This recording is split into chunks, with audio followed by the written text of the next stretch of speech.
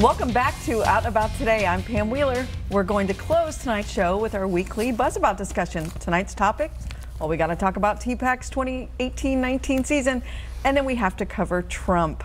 I'm joined by my co-hosts, Brent and Chuck. Welcome, guys. So we go from a high to a low. That's right. Like, we have to do it. We have to. We haven't talked about them. We had Pride celebration. We were all in bliss, and we got to get back to reality before the midterms. Fair enough. But first, on the heels of those last two segments, I just want to get a little bit of your enthusiasm for the 18-19 TPAC season. I want to tell you what you're looking forward, what you guys pick, what not to miss. Sure. Do you want to go? Yeah, we have to start with Chuck. Well, I'm so excited about the whole season, but I got to say the one that jumps out at me is Betty Buckley and Hello, Dolly. I grew up in Dallas, and Betty Buckley was kind of like, I was telling Kathleen, you know how Martha Wilkinson is kind of our Nashville actress. You know, we've got a lot of great actors, but you know how everybody loves Martha Wilkinson. That's what Betty Buckley was in Dallas growing up. And it was like she was at the Dallas Theater Center, so I followed her ever since. And just in seeing her, you know, live on stage in Hello, Dolly, I mean, I will stand in line no matter how long. Okay. All right. What about you, Brent? Well, I went to the season announcement at TPAC and got a little preview of everything a few weeks ago, and everything was exciting. Like, I was excited about everything, but I think the thing that stood out to me, and don't kill me here, but it was a non-musical. I haven't had a good straight play situation happen in a while, but it's called The Play That Goes Wrong. Have you seen this yet? I've seen it previewed. Okay, No, I saw a preview, and I saw what they showed, and then I looked it up. But it's a farce. It kind of reminded me of a little bit of Noises Off. Yes. You know, but it looks so great. And I mean, so often we love the musicals. They're wonderful, but it's nice to have a good belly laugh occasionally. And it's still running on Broadway. Yeah. In fact, it's October 9th through 14th at TPAC, and it says Broadway and London's award-winning smash comedy is a madcap mania with Mighty Python in its blood. So I mean, can't go wrong. Can't go wrong with any of that.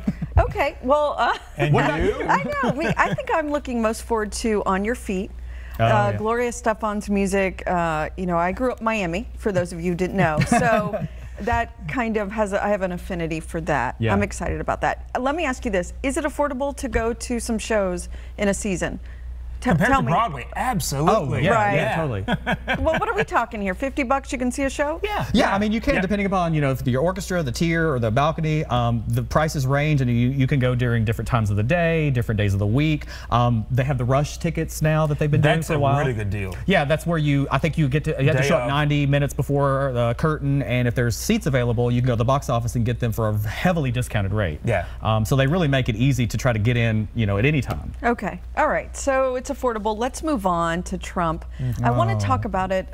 I just want to a little bit. So, I know. So about last month, maybe 6 weeks ago, Kennedy announces that he's retiring. And I'm not on Facebook a lot, but when something big happens, I love to scroll and see if I can relate to people. And I could. Everybody was just feeling punched in the gut because they knew what was coming. And then a certain amount of weeks later, Trump's nominee is Kavanaugh, Brett Kavanaugh.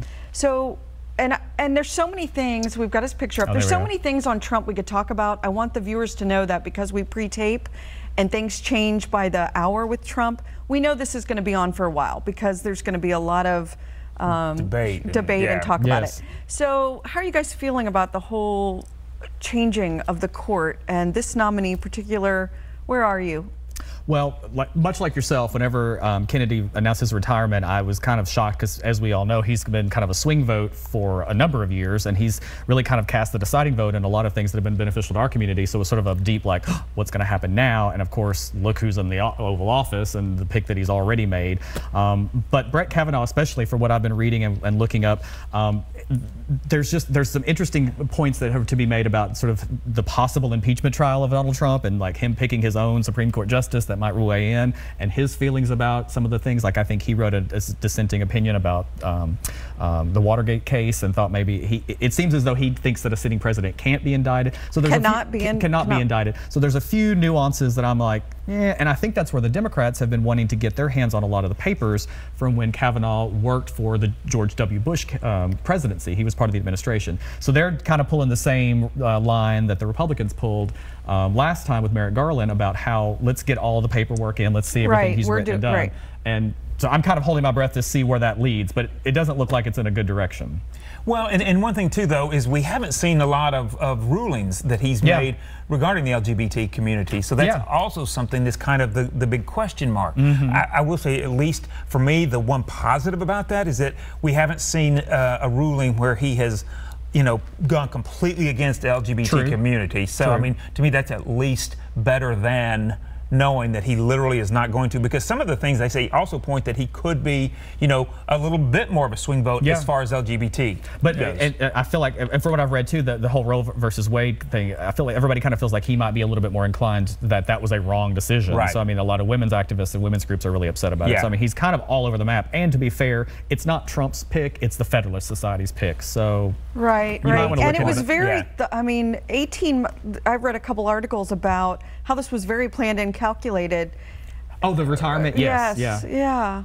Well, I think that's about all the time we have. We're going to be, with the midterms coming up in just 3 months from now, we're going to be talking politics again and again. So just stay right there, maybe. All right. Well, that's all the time we have for tonight. Until next time, follow us on your favorite social outlets for LGBT news and entertainment, or watch us anytime at outandabouttoday.com. See you next weekend. Good night.